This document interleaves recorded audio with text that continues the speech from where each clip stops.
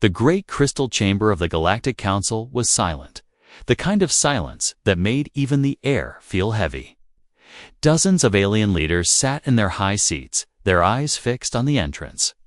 Something had happened, something serious. Because the doors were guarded by armed sentinels, and everyone could feel the tension, the tall doors opened slowly, and a figure stepped inside. It was Ambassador Kelran, a respected diplomat from the Vasari Empire. But tonight, he did not look like the proud negotiator the council remembered. His long silver cloak was torn, his skin pale, his eyes wide like he had seen something beyond reason. He walked to the center of the hall, each step echoing against the crystal floor. The council members leaned forward, waiting for his report. A few whispered among themselves, wondering if the humans had already surrendered, but Kelran's voice was trembling when he spoke. His words were not loud, but they cut through the air like a blade.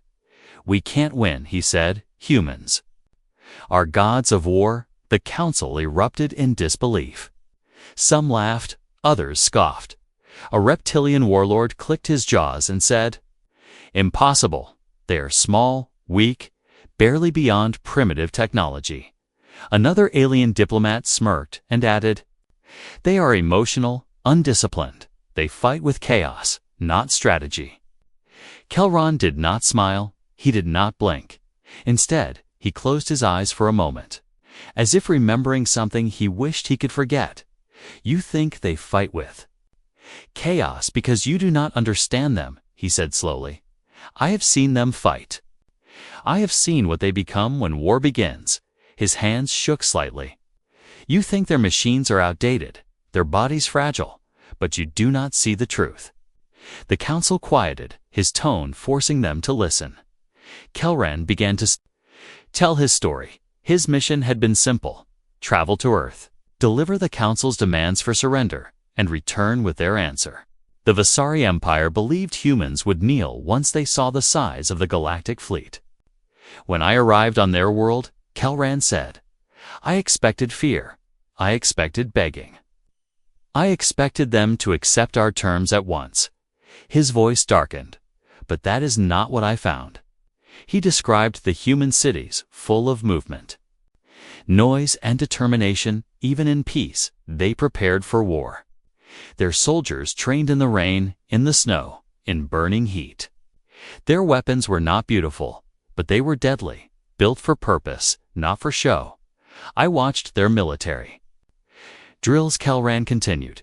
It was like watching a dance of predators. They moved without speaking. They reacted without thinking. They covered each other, protected each other, fought as if each one's life belonged to the other. One council member snorted. "Many species train their soldiers." Kelran turned to him, his eyes cold. "Do your soldiers smile in the middle of fire?" he asked. The words hung in the air. Several members frowned, unsure what he meant. Kelran explained. He had witnessed a training exercise where humans ran straight into simulated explosions, dust and smoke filling the air, instead of retreating. They laughed, shouted, and kept moving. It was not madness, it was joy. "They do not fight because they love killing," he said. "They fight because they love protecting. And that makes them unstoppable." The chamber was silent again. No one laughed now. Kelran stepped closer to the council's central podium. "You call them weak," he said, "but they survived storms that would tear your cities apart. They survived deserts that would dry your bones. They survive wars that last for generations." He paused, his voice softer now. "I saw one man carry 2 wounded comrades on his back while firing at enemies, refusing to drop either of them, refusing to leave them behind." His jaw tightened. "I have never seen such stubbornness in any other race." The council shifted uncomfortably. A few exchanged glances. Kelran's eyes scanned the room. "If you attack them, you will not face soldiers. You will face every human. They will fight with their ships, their weapons, their hands, their teeth, their last breath." He took a deep breath. You will not just be fighting warriors. You will be fighting a species that has made war part of their blood. The chamber felt colder now. Even the warlords stayed quiet. Kelran looked down at his torn cloak, his voice dropping almost to a whisper. I came here to tell you the truth. If you think you can win, you are already dead. No one dared speak. The only sound was the faint hum of the council chamber's energy walls, somewhere in the shadows. A small group of human envoys stood, their faces unreadable, their eyes calm, almost amused. The Diplomat's ship hovered silently above the battlefield, its sleek surface gleaming faintly under the harsh light of the distant sun. Ambassador Kelran watched from the viewing port, his heart pounding with a mix of fear and disbelief. Below him, the war-torn land was a scene of chaos and destruction. But amid the smoke and fire, one sight caught his eye: a lone human soldier moving with a deadly grace that no alien warrior had ever shown. The soldier's movements were quick, precise, almost like a predator stalking its prey. He moved through the battlefield without hesitation, dodging blasts and falling debris, yet never once losing focus. Kelran's gaze followed the soldier as he fired his weapon with calm determination, each shot taking down an enemy with unerring accuracy. But what shocked the diplomat most was the soldier's refusal to leave his comrades behind. Despite wounds, bleeding, and exhaustion clearly visible, the human dragged two injured soldiers to safety, shielding them from danger as if their lives were bound to his own. The diplomat's mind raced. This was not the weak, undisciplined species he had been told about. This was something else entirely. From his ship's sensors, Kelran could see the human squad working as a single unit, communicating silently. With gestures and quick glances, they coordinated attacks and defenses seamlessly. Their trust in one another was unbreakable. A strange feeling grew inside Kelran, a narration mixed with terror. For these humans were not just fighters. They were warriors shaped by fire and struggle. Suddenly, the soldier stopped and looked directly up at the sky, as if sensing the diplomat's gaze. Their eyes met, human and alien, filled with a fierce calm that sent a chill through Kelran's spine. The soldier's lips curved into a slight smile, as if daring the universe to challenge them. Kelran turned away, unable to meet that gaze any longer. He retreated to the ship's command room, where the alien generals waited impatiently. They demanded answers, confident their superior technology and numbers would crush Earth's defenses. But Kelran knew the truth was far darker for them. He told them about the humans' unyielding spirit, about how they fought, not just with weapons, but with their hearts and minds, about their refusal to abandon a single comrade, no matter the cost. His words met with disbelief and mockery, yet the images burned in his mind. Stronger than any argument, Kelran remembered a moment when the human soldier, exhausted and bleeding, stood tall against overwhelming odds, holding the line with nothing but grit and determination. No alien could match such willpower. No technology could replace it. The diplomat's mission was meant to be a simple warning, a demand for surrender. But now, it felt like a desperate plea, a warning to his own people. The humans were unlike anything the galaxy had ever faced, and they fought like gods of war. As the battle raged on below, Kelran's fear deepened. The humans were not just survivors. They were hunters, strategists, and warriors born from centuries of struggle and conflict. And if the aliens underestimated them now, it would be their last mistake. In that moment, the diplomat understood that the war would not be won by weapons alone, but by the fierce, unbreakable spirit of the humans who fought for their world and for each other. Kelran stood silently, watching the human soldier disappear into the smoke, his heart heavy with the knowledge that his people faced an enemy far greater than they ever imagined. The galaxy was about to learn a harsh truth. Humans were gods of war, and they were ready to prove it. The alien fleet gathered in the vast darkness of space. countless ships forming a wall of firepower and steel. The commanders were proud, confident that their superior technology and endless numbers would crush the humans easily. They had heard the warnings from Ambassador Kelran, but dismissed them as fear and weakness. Now the moment of battle was at hand, and they believed victory was certain. But the humans fought differently than anyone had ever seen from the first clash. Their ships moved with wild unpredictability. They darted like lightning, weaving through enemy fire and striking with fierce precision. Their tactics seemed chaotic, but in reality, every move was part of a larger plan. The alien commanders struggled to keep up, their strategies failing against the strange human way of war.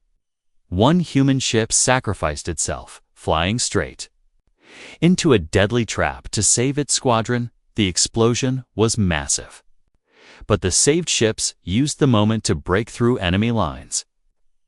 Alien captains watched in horror as their strongest vessels were destroyed, not by overwhelming firepower, but by the humans' clever maneuvers and unyielding courage. Kelran stood on his command bridge, heart pounding as he observed the chaos. The humans were not afraid to lose ships or soldiers if it meant saving others. They made split-second decisions that seemed reckless, but always worked. Their commanders communicated quickly, trusting instincts and each other more than machines or data. In the midst of battle, an alien admiral barked orders to retreat and regroup, but Kelran shook his head. "No," he said quietly. "We must fight."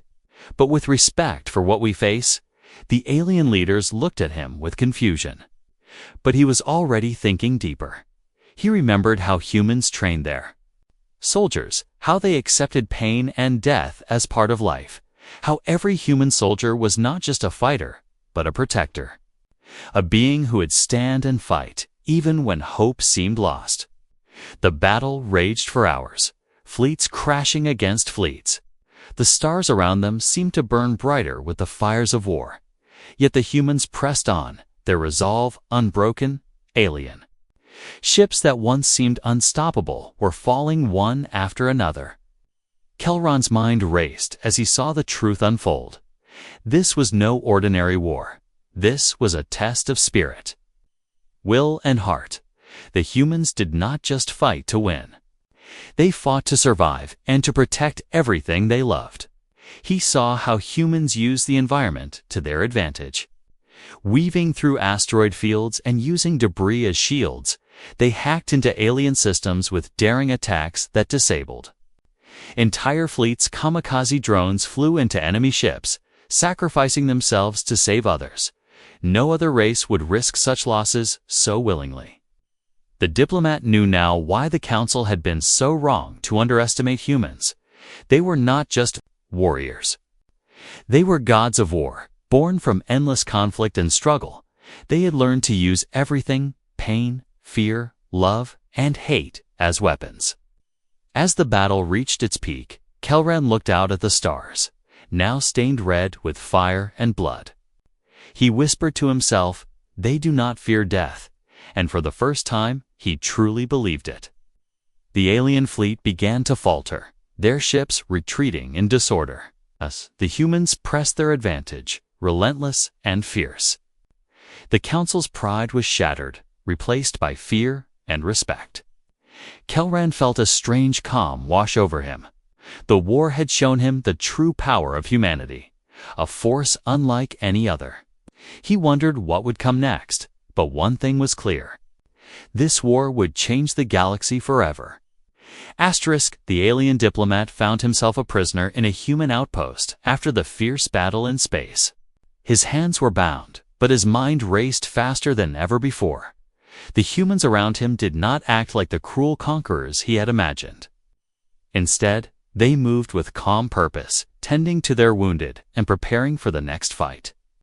A young human officer approached Kelran with a gentle smile. Offering water and food, the diplomat hesitated, but accepted. Surprised by their kindness, he remembered the harsh tales told about humans, that they were savage, brutal, uncaring. Yet here was proof to the contrary.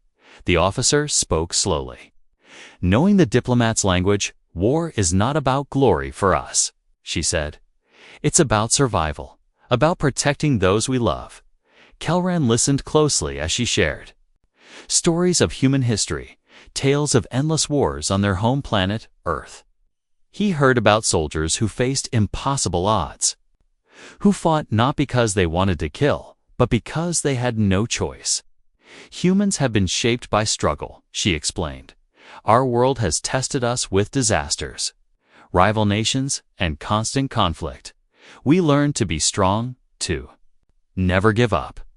The diplomat's heart pounded as he realized that humans were forged in the fires of hardship. Their strength came not only from technology or weapons, but from an unbreakable spirit. He remembered the moments he had witnessed. The soldier who smiled in fire, the fighters who protected each other without question. The humans did not seek war, but when it came, they met it with fierce courage and unity.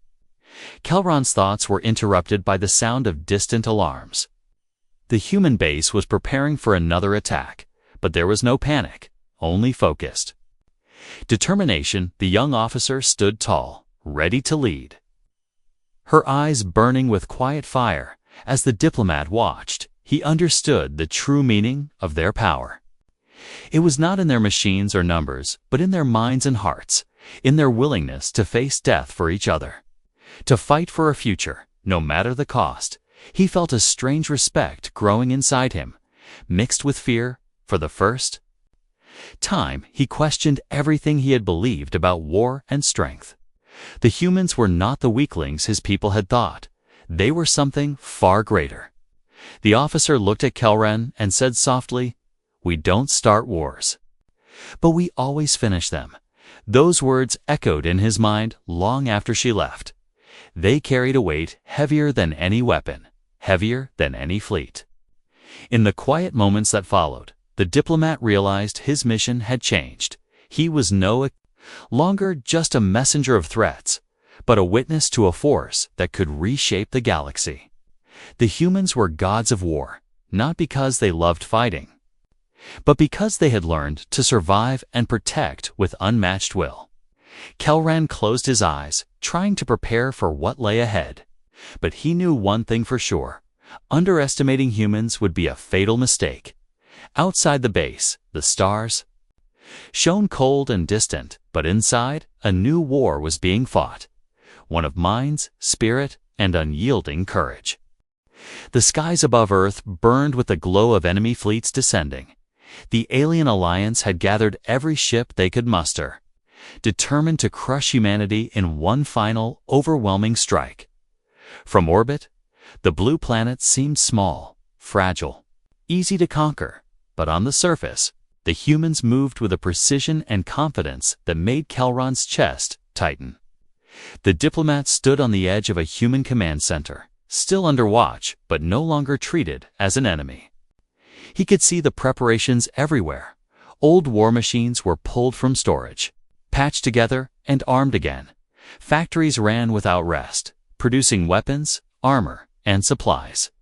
Civilians carried crates alongside soldiers, volunteers, taking positions in defense lines as if they had trained for this all their lives. There was no panic, only a strange calm. Kelran had never seen such unity. Even the most warlike species in the galaxy fought with fear in their hearts. But the humans fought with something else: certainty. The human generals walked the command floor, issuing orders in sharp, clipped voices. Their eyes were steady, their tone unshaken. They studied maps not with desperation, but with the quiet understanding of people who had been here before, people who had survived worse. Kelran overheard one general speaking to his officers. "We will bleed them until they quit. They will come thinking we are prey, but they will leave knowing we are predators." The officers nodded without question. From his vantage point, the diplomat could see Earth's fleet rising into the sky, leaving behind trails of light as they went to meet the enemy. The sight was breathtaking. Each ship carried crews who knew they might never return. And yet, They went willingly. On the ground, soldiers gathered in formation, armored and armed. Some knelt to say final words to loved ones. Others laughed and joked as if heading to a celebration rather than a battle. The air buzzed with tension, but not fear. Kelran felt an ache in his chest. This was not the war his people had imagined. This was not a desperate defense. This was a statement, a declaration that humanity would not bow. The first wave of the enemy fleet entered the atmosphere, their weapons glowing. The human defense lines did not waver. Anti-aircraft guns roared to life. Missiles streaked upward, and the sky exploded with fire. The noise was deafening, the ground trembling under the weight of war. The Diplomat gripped the railing, eyes wide as he watched human pilots dive their aircraft straight into enemy formations, weaving through deadly fire with impossible skill. On the ground, soldiers fought with relentless energy, pushing forward instead of retreating through the chaos. Kelran saw the young officer from the base. Leading her squad through the rubble, she moved like a force of nature. Her orders sharp, her aim flawless. Every time a soldier fell, another took their place. The humans were not fighting for survival alone. They were fighting to send a message that no matter how many ships, how many weapons, how many enemies came, they would never be broken as the battle raged. Kelran's fear deepened. The alien fleets had the numbers, but the humans had something greater, something unshakable. He could feel it in the ground, hear it in their war cries, see it in their eyes. By nightfall, the lines still held. The humans had not been pushed back. The enemy had expected a quick victory, but instead they were caught in a storm that would not end. Kelran realized the truth with a heavy heart. The war was not just about territory or power anymore. It was about proving to the galaxy that humans were not prey. They were the hunters, and as long as they drew breath, they would fight like gods of war. The battle had raged for 2 days without pause. The sky over Earth was a burning canvas of fire and smoke, ships falling like dying stars, debris raining into oceans and cities. Kelran stood in the fortified human command post, watching as both ground and space fights unfolded on giant screens. His alien mind struggled to process what he was seeing. The humans were fighting in ways no war manual in the galaxy could explain. Enemy fleets tried to overwhelm them with sheer numbers. But every time the aliens thought they had cornered humanity, the humans did something unthinkable. They would lure enemy ships into asteroid belts and turn the rocks into weapons. They would send decoy fleets to split enemy forces, sacrificing entire vessels just to open a single weak point. And when the moment came, they struck with terrifying precision on the ground. The story was no different. The alien alliance dropped massive war beasts into human cities. Towering creatures bred to crush buildings, yet human soldiers swarmed them with explosives, climbing their armored hides, blinding their eyes, bringing them down with nothing but grit and determination. It wasn't clean, it wasn't beautiful, but it was effective. Kelran found himself watching one particular scene again and again. A squad of human infantry pinned under heavy fire in the ruins of a factory. The logical choice for any other species would be to retreat, but these humans didn't move back. Instead, they fought harder. Their leader calling out orders. In the middle of explosions, a tank rolled into view, not to protect them, but to block the enemy's line of fire. Sacrificing itself so the squad could advance, they fight the environment too. Kelran muttered under his breath, remembering how humans trained in rain, snow, deserts, and storms. Now they fought in collapsing buildings, in chemical fire, in pitch-black tunnels, and still they didn't slow. The alien generals who had once laughed at Kelran's warnings were now silent, grimly watching the same footage he saw. They didn't understand how a species could keep going when logic said they should have broken hours ago. By the third night, the enemy began to crumble. Entire fleets that had entered Earth's orbit were now reduced to wreckage. On the ground, alien soldiers abandoned their positions, throwing down weapons and fleeing in panic. The humans never gave them a moment to regroup. The attack was constant, as if the humans themselves were fueled by the war. Kelran watched a human general step onto the enemy flagship without a weapon. The alien crew froze, unsure if this was arrogance or madness. The general simply spoke. His voice calm, "It's over. Unless you want to see what we can really do." The threat wasn't shouted. It wasn't backed by a show of force, and yet Kelran could feel the weight of it. The alien commander lowered his head and surrendered without another word. As victory began to take shape, Kelran's thoughts drifted. If this was how humans fought when defending their home, what would they be like if they took the war to another world? If they carried their fight into the heart of the galaxy, the very idea chilled him. He had seen many wars in his lifetime, but never had he seen an enemy so relentless, so willing to fight through pain, exhaustion, and hopeless odds. It wasn't just strength, it was something deeper, a refusal to break. The humans didn't fight to destroy. They fought to protect, and that, Kelran realized, made them far more dangerous than any conqueror. Outside, the fires of battle began to fade, but the echoes of human victory rolled across the planet. And somewhere deep inside, Kelran knew the galaxy had changed forever. The skies above the war was over. The skies above Earth were no longer burning. But the air still carried the scent of smoke and steel. Ships that had once blotted out the stars now drifted in silence. Wreckage turning slowly in the void. The surviving alien fleets limped away, broken and humiliated. The humans did not chase them. They didn't need to. The message had already been delivered. Ambassador Kelran stood in the center of the Galactic Council's great crystal chamber once again. But this time his steps were heavier, his cloak was torn and stained, his face marked by exhaustion. The council members stared at him in tense silence. No one laughed now, no one whispered. He took his place at the center podium, letting his gaze sweep over the gathered leaders. Some of them had once mocked him for his warnings.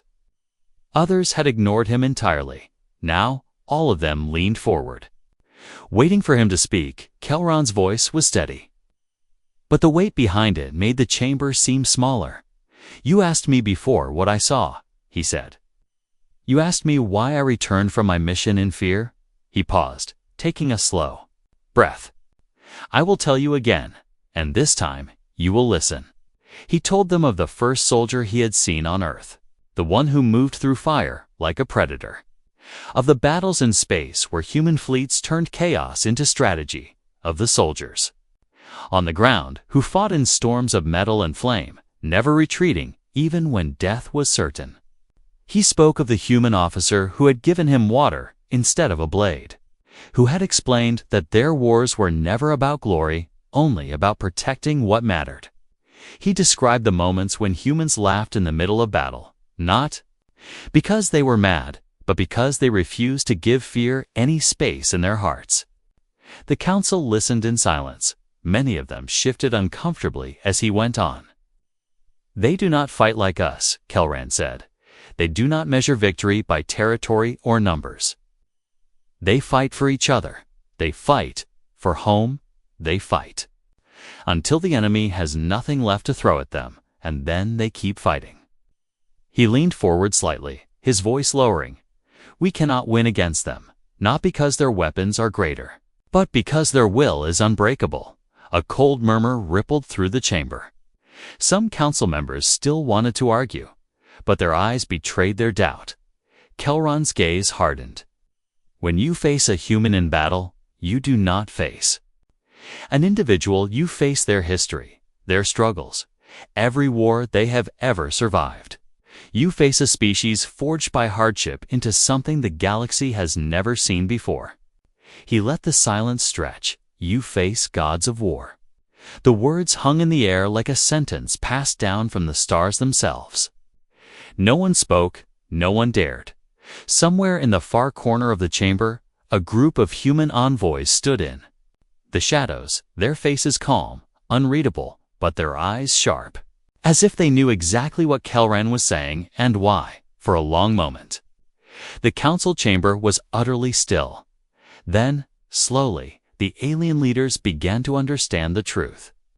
There would be no conquering humanity, not today, not tomorrow. Perhaps not ever.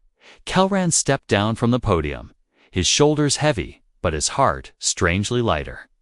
He had done what he came to do. He had told the truth. Whether the council heeded it or not would decide the galaxy's future.